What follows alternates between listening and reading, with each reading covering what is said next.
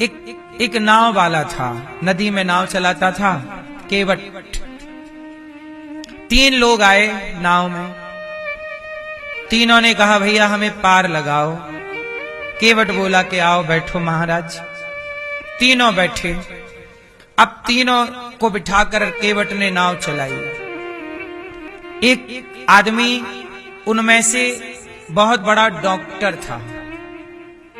Doctor ने कहा क्यों केवट, कितना कमा लेते हो? केवट बोला सरकार सवेरे कमाता हूं, शाम को खा लेता हूं, हो गया। डॉक्टर ने कहा तुमने कुछ पैसे जोड़े नहीं, जिंदगी जिया ही नहीं, कोई मजा नहीं लिया जिंदगी का। तुम्हारी 25% जिंदगी तो बेकार हो गई नाव चलाते चलाते। दूसरा इंजीनियर था। दूसरा बोला केवट ये बताओ गाड़ी वाड़ी है तुम्हारे पास? नहीं नहीं। केवट बोला कहां, मेरी तो ये नाव है। उसने भी बोला जिंदगी का कोई सुख नहीं लिया, तुम्हारी 25% जिंदगी तो यूं ही बेकार हो गई। तीसरा बहुत बड़ा जज था। बोला क्यों भाई केवट, कुछ पढ़े लिखे हो? केवट बोला सरकार पढ़ाई ज्यादा हुई नहीं, नाव चलाने से फुर्सत नहीं मिलती, इसी से परिवार का पालन होता है, 2 रोटी आ जाती है। उसने भी कहा कि तुम्हारी 25% जिंदगी बेकार हो गई। नाव में 3 लोग बैठे थे। एक डॉक्टर है, एक इंजीनियर है, एक जज है, बड़े पढ़े लिखे लोग हैं तीनों। अब केवट बोला ये बताओ कि आप तीनों में से तैरना किस किस को आता है? तीनों बोले हमें नहीं आता। केवट बोला तो देखो मेरी तो 25% जिंदगी गई डॉक्टर के अनुसार, 25% इंजीनियर के अनुसार और 25% जज के। तीनों ने कहा ना 25-25, तो मेरी तो 75 गई। पर तुम्हारी आज नाव भंवर में फंस गई है तुम्हारी पंचायत के चक्कर में, और कोई रास्ता है नहीं, तो हम तो चले क्योंकि हमें तो तैरना। और तुमने सब कुछ पढ़ा, सब कुछ सीखा, पर तैरना नहीं सीखा, तो क्या सीखा? केवट पार लग गया, तीनों ज्ञानी डूब गए। इसका मतलब ये भी हुआ कि आपने सब कुछ जाना, सब कुछ पाया, सब कुछ सीखा, पर भव से पार लगना नहीं सीखा, तो क्या सीखा? इसलिए भव से पार लगना सीख लो। तो पार 2 तरह का है, एक तो नदी पार करना सीख लो और दूसरा भव को पार करना सीख लो। क्यों मेरी मां? तैरना सीख लो, यहां भी पार लगना है। भव से पार ना लगे तो जीवन मनुष्य का पाने का लाभ क्या? और नदी से पार ना लगे तो ये बेहतर जिंदगी पाने का राज क्या? थोड़ा सा सीख लो, ठीक है? हमें तो तैरना आता है। जब हम वृंदावन पढ़ने आए 2006 में, तो हमें यमुना जी का दर्शन हुआ पहली बार।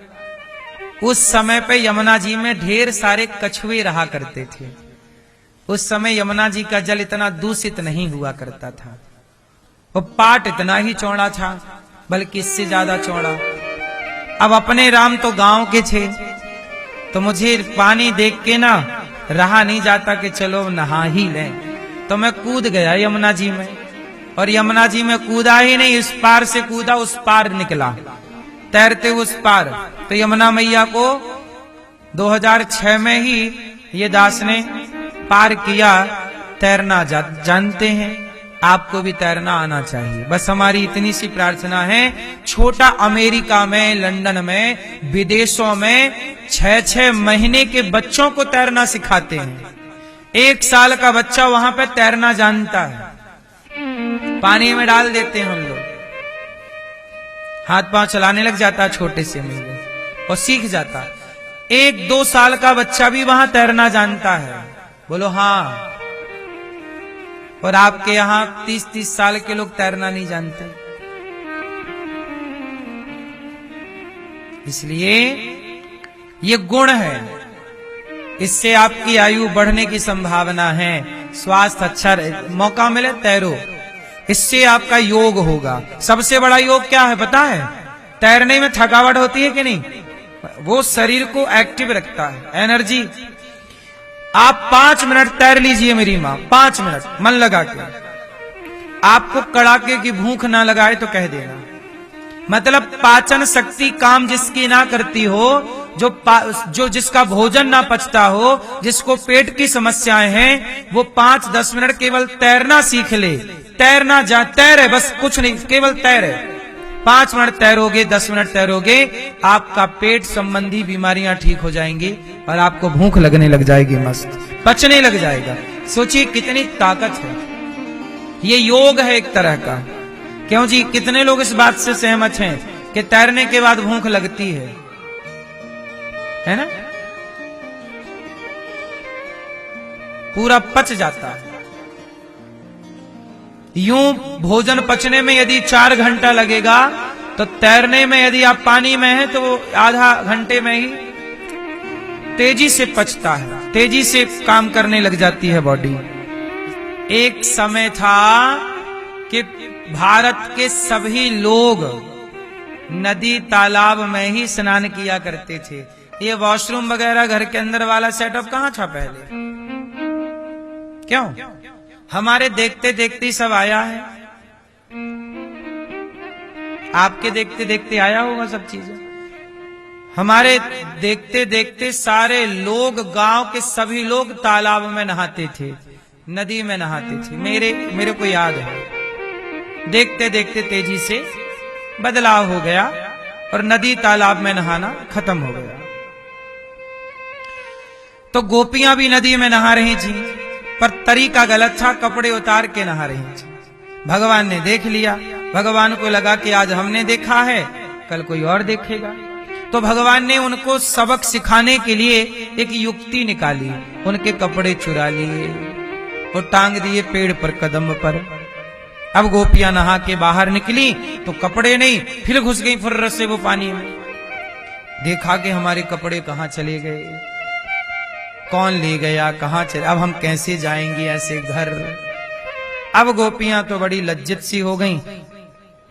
तब ध्यान से देखा, री सखी देख हमारे कपड़े वो टंगे हैं वो पेड़ पर। एक सखी बोली, जरूर ये नटखट कन्हैया की हरकत है, उसी ने हमारे कपड़े चुराए हैं। कन्हैया हमारे कपड़े लौटा दे हमें। कन्हैया बोले, नहीं लौटाएंगे। तो गोपियां बोली, तेरी मैया से शिकायत करेंगी। तो कन्हैया बोले, जाओ कर आओ, जाओ जल्दी जाओ। बोले, अभी कैसे जाएं? तो बोले, शिकायत करने की धमकी दे रही हो तो जाओ कर आओ। गोपियां बोली, कन्हैया ये शरारत अच्छी नहीं है, हमारे कपड़े क्यों चुराए तुमने? भगवान बोले कि तुमने निर्वस्त्र होके क्यों नहा रही हो ये बताओ। तुम ऐसे नहाना चाहिए, ऐसे नहाने से अपराध लगता है, कोई देखेगा तो क्या सोचेगा। इसलिए अब तुम्हें सबक तो सिखाना ही है।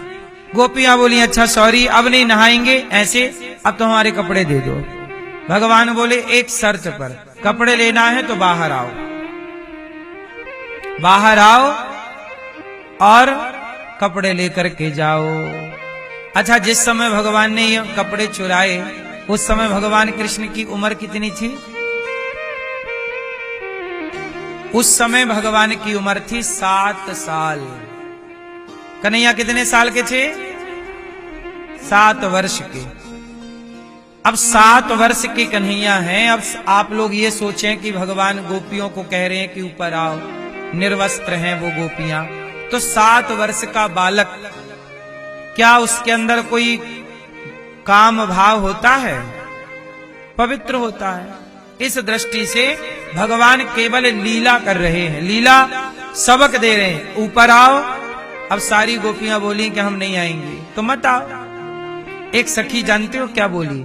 एक सखी बोली, अरे सखी, ये जो कन्हैया है ना हमारा, ये भगवान है, और इससे क्या छिपा है?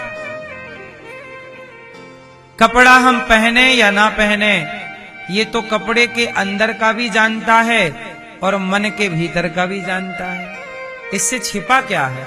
इसलिए चलो, सारी गोपियां अपने अपने गुप्तांगों पर हाथ रख करके वापस बाहर आ गईं। भगवान बोले ऐसे नहीं, पहले सूर्य भगवान को प्रणाम करो और अपनी गलती मानो, क्योंकि तुमने निर्वस्त्र होके स्नान किया है। निर्वस्त्र होके यदि आपने नदी तालाब में स्नान किया है तो वरुण देवता का पाप लगता है। ये जल है। जल क्या है? नदी तालाब में क्या है? जल। और जल क्या है? जल देवता है, वरुण देवता। तो देवताओं का तुमने अपराध किया है, इसलिए नहाओ तो मर्यादित नहाओ। हमारे यहां स्नान भी करो तो हर चीज में मर्यादा है। इसलिए हमारे यहां दिन भर हम लोग पृथ्वी पर चलते हैं, पांव रखते हैं, लेकिन सवेरे जागते हैं तो पृथ्वी माता को प्रणाम करते हैं। भाई पांव रखना हमारी मजबूरी है, लेकिन है तो माता। भाई नदी में नहाना हमारी मजबूरी है, पर है तो नदी माता ही हमारी। गंगा मैया है, यमुना मैया है हमारी। अब बताओ, मां की गोद में छोटा सा बच्चा तो नंग धड़ंग रहता है, पर अब कोई 25 साल का बच्चा नंग धड़ंग होके जाए अपनी मां के पास तो मर्यादित नहीं लगेगा। वही बच्चा छोटा होता है तो नंगा अच्छा लगता है, पर वही बड़ा हो जाए तो नंगा अच्छा, ये मर्यादा के विपरीत हो गया। वही मां है, वही बेटा है, कभी नंगा अच्छा लगता है तो कभी नंगा अच्छा नहीं लगता। कब लगेगा अच्छा, कब नहीं लगेगा, ये मर्यादा है। उसी तरह आप नदी में जाएं, तालाब में जाएं, पर मर्यादा में जाएं। आपने अपराध किया है गोपियों, इसलिए ये अपराध से मुक्ति कैसे मिलेगी? जब आप सूर्य भगवान से प्रार्थना करेंगे, यमुना जी से प्रार्थना करेंगे कि हमारे से अपराध हुआ, अब हम ये अपराध नहीं करेंगे। बाद में भगवान ने वस्त्र लौटाए, ये लो, और गोपियां कपड़े पहन के घर चली गईं। अब भगवान ने कपड़े चुराए क्यों? तो मैं आपको स्पष्ट कह दूं कि भगवान ने ये वस्त्र हरण की लीला सिर्फ इसलिए की कि कहीं वस्त्र उतार के नहाने की, निर्वस्त्र होके नहाने की हमारे राष्ट्र में परंपरा ना बन जाए। इसलिए गलत परंपराओं को रोकने के लिए भगवान ने सही परंपराओं की स्थापना की कि ये गलत परंपरा यहीं रुक जाए। वरना आज गोपियां नहाई थी, कल और लोग नहाते, फिर और लोग नहाते, फिर निर्वस्त्र होके नहाने की गलत परंपरा बन जाती कि भाई वो नहाए तो हम क्यों ना नहाए। वैसे भी आजकल ऐसी जमाना चल रहा है कि कपड़े पहनने का कह बस दो आप किसी को, तो बस महाभारत चालू हो जाता है। हाँ या ना? आजकल कपड़े उतार उतार के घूमने का फैशन है। और आपने पहले कपड़े उतारे थे दुशासन ने तो महाभारत हो गया था। आज कपड़े पहनने का मैं बोल देता हूं तो कुछ लोग महाभारत करने लग जाते हैं। तो जमाना बदल रहा है। आज के युग में आप नहीं बोल सकते कि कपड़े पहन लो।